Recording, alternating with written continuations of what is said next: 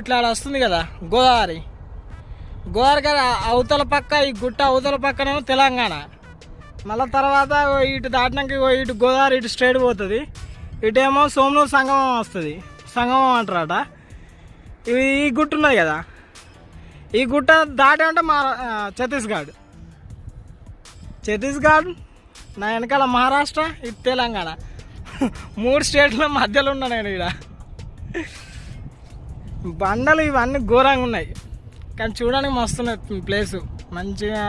మంచి లొకేషన్, పర్యాటక కేంద్రం అని కూడా అంటున్నారు. చాలా బాగుంది ఫ్రెండ్స్. 9 అవుతుంది అయినా మొత్తం మబ్బు ఉన్నది. ఇగో ఎటు చూసినా మబ్బు అనిపిస్తాను.